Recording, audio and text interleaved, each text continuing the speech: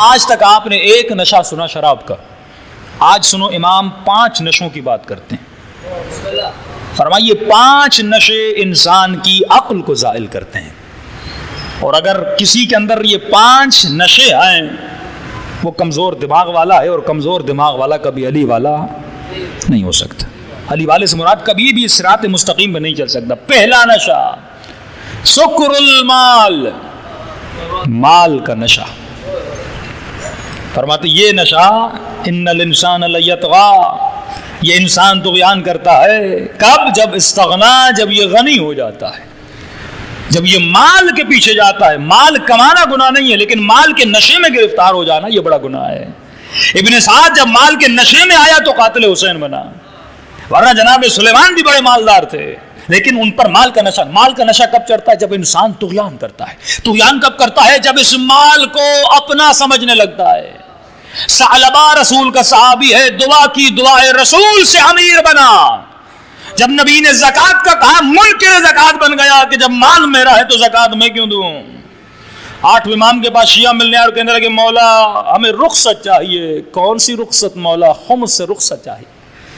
ہو سکتا ہے ہم ہر چیز پہ عمل کریں گے، لیکن خمس سے ہمیں رخصت دے دیجیے، خمس سے بچے۔ امام نے 3 مرتبہ فرمایا یہ جو خمس ہے اون لدیننا، یہ خمس ہمارے دین کا مددگار ہے۔ خمس ہے تو دین کو بقا ہے، خمس ہے تو مدارس کو بقا ہے، خمس ہے تو علم دین کو بقا ہے۔ 3 مرتبہ فرمایا لا نجعل لا نجعل لا نجعل، میں کبھی بھی تمہیں یہ رخصت دے نہیں سکتا، ایک لمحے کے لیے رخصت نہیں دے سکتا۔ کیوں؟ کیونکہ اگر مال تمہارے وجود میں مستی پیدا کرے، نشہ پیدا کرے، تو انسان تو قاتل علی بھی بن جاتا ہے، انسان تو راشی بھی بن جاتا ہے، انسان تو دین کے راستے سے ہٹ بھی جاتا ہے۔ دوسرا نشہ، پہلا نشہ سکر المال، دوسرا نشہ سکر العلم، علم کا نشہ۔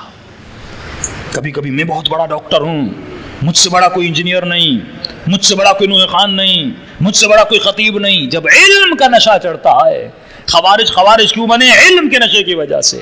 بلعم باعور کیوں بنا؟ علم کے نشے کی وجہ سے۔ جنگ جمل ہے، رسول کا صحابی، مفسر قرآن، کاتب وحی ہے، لیکن علم کے نشے نے قرآن کی آیتیں پڑھ پڑھ کے کہہ رہا تھا اے مسلمانوں آ جاؤ علی سے لڑو۔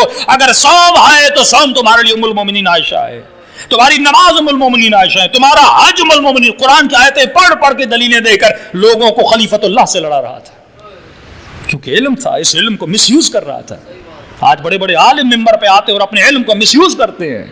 اپنے علم کے بڑا شاعر ہے، لیکن اپنی شاعری کو راہ خدا میں استعمال نہیں کرتا، مخالفت خدا میں استعمال کرتا ہے۔ بڑا انجینئر ہے، بڑا ڈاکٹر ہے، جس نے ایٹم بم بنایا وہ بھی عالم تھا، لیکن علی کا جملہ یاد رکھنا، امام فرماتے علم اگر کمینے کو دیا جائے اس کی کمینگی بڑھتی ہے، اور شریف کو دیا جائے اس کی شرافت بڑھتی ہے۔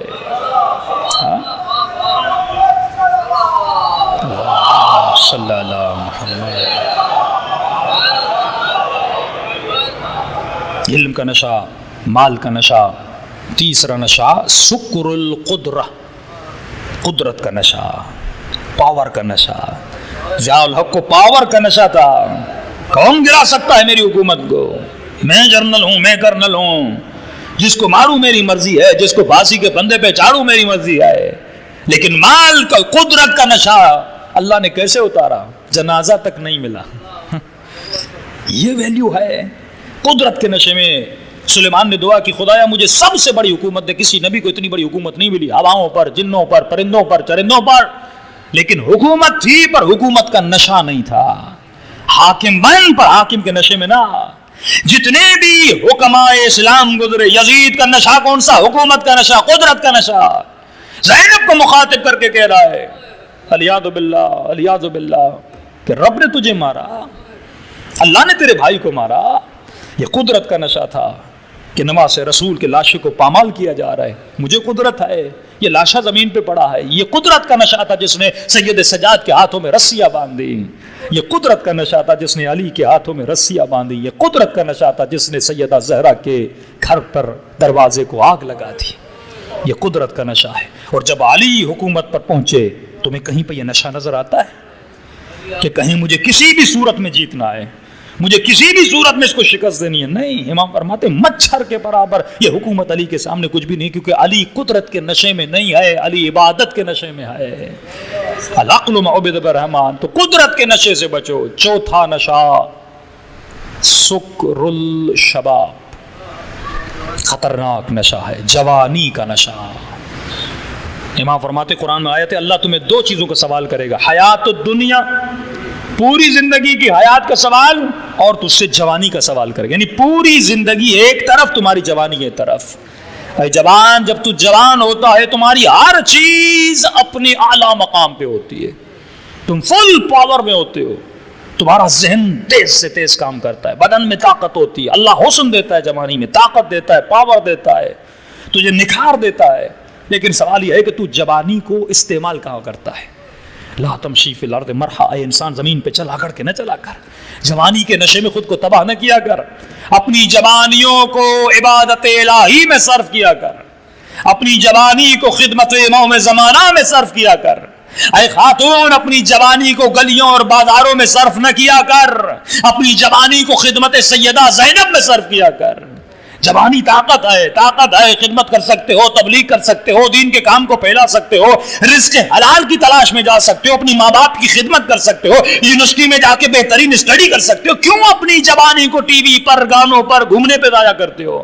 جب تمہارا امام وہ جو سب سے اعلیٰ ہے، جب تمہارا امام وہ جو سب سے بڑا عالم ہے، تو ہونا تو یہ چاہیے کراچی کا سب سے بڑا ڈاکٹر بھی شیعہ ہونا چاہیے، یہاں کا سب سے بڑا انجینئر بھی شیعہ ہونا چاہیے، کیونکہ جب علی ہر میدان میں آگے ہے تو علی کا ماننے والا بھی ہر میدان میں آگے ہونا چاہیے۔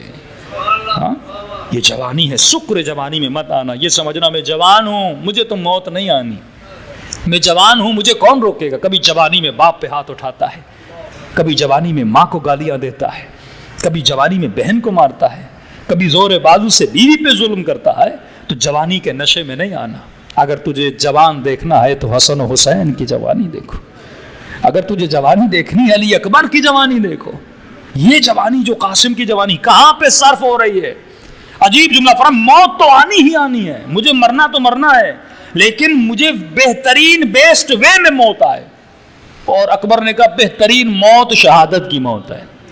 مرنا تو ہم سب کو ویسے ہی ہے نا، بستر پہ مر جاؤ یا ایکسیڈنٹ میں مر جاؤ، بہترین موت کون سی؟ شہادت کی موت ہے۔ تو شکر المال، شکر القدرہ، شکر العلم، شکر الشباب، آخری شکر المدح، تعریفیں سننے کا نشہ۔ اب اس میں آپ زیادہ نہیں، مولوی بہت گرفتار ہیں، ہاں، چاپلوس، ادھر گھوم رہے مولانا، ادھر گھوم رہے مولانا، کیا کہنا مولانا۔ یہ واہ کبھی کبھی ریاکاری میں اور شرک میں کیوں چلی جاتی؟ علماء اخلاق جنہوں نے ہمیں سکھایا، فرمایا اگر واہ سے خوشی مل رہی ہے یہ شکر المدح ہے۔ مولانا مجلس پڑھ چکا کہ مولانا یہاں مزہ نہیں آیا، بھائی کیوں نہیں آیا؟ کہ مولانا ایسے گونگے بیٹھے تھے، پوری مجلس میں کوئی واہ نہیں، کوئی نعرہ نہیں۔ اس مولوی کو شکر المدح ہے، یہ مدح کے نشے میں گم ہے، واہ نہیں ہو رہی، اسے مزہ نہیں آ رہا نا، کیونکہ نشہ نہیں مل رہا۔ اس دیکھیں ہر بندے کا اپنا نشہ ہوتا ہے، جو بسوں میں کنڈکٹر ہے ان کا نشہ گٹکا ہے، اور آپ کو برا لگتا ہے وہ گٹکا کھا رہا ہے، اس کا نشہ گٹکا ہے۔ جو ڈرائیور پٹھان ہیں ان کا نشہ نسوار ہے، اور جو سندھ کے مولائی ہیں درگاہوں پہ ان کا نشہ چرس ہے اور بھنگ ہے، جنت کی بوٹی، ہاں یہ ان کا نشہ ہے۔ مولویوں کا بھی نشہ ہے، ہر بندہ نشہ یہ بھائی، ان کا نشہ یہ مدح ہے، ان کا نشہ یہ واہ ہے۔ ذاکر کا نشہ، ایران کے بہت بڑے عالم دین استاد اخلاق اصفہان میں فرمایا نماز عید لاکھوں کا مجمع، جس آیت اللہ بہجت کو لوگ دیکھنے کے لیے ترستے تھے، صرف زیارت ہو جائے دور سے، یعنی آقا بہجت کے پیچھے نماز پڑھنے 3 گھنٹہ پہلے آ کے مصلی بچھا دیتے تھے۔ جب بہجت غلام علی کی نماز کا یہ عالم ہے تو علی کی نماز کا عالم کیا ہوگا؟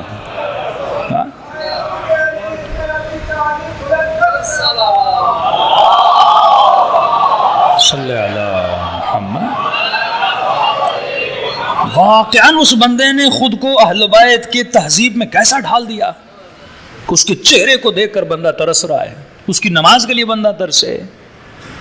تو یہ آیت اللہ جب جمعے کی عید کی نماز پڑھانے کے لاکھوں کا مجمع، استاد اخلاق لاکھوں کا مجمع، اور جیسے گلی سے نکلے مولانا جلدی کریں، لوگ انتظار میں، آپ کی نماز کے پیچھے انتظار میں، کہ جیسے باہر نکلے انہوں نے مجمع کو دیکھا، اتنا مجمع، وہیں سے پلٹے کہ نماز میں نہیں پڑھاؤں گا، اپنے شاگرد کو بھیجوں گا اسے نماز پڑھ. مولانا لاکھوں کا مجمع آپ کے انتظار میں بیٹھا ہے کہ سنا نہیں میں نماز نہیں پڑھاؤں گا.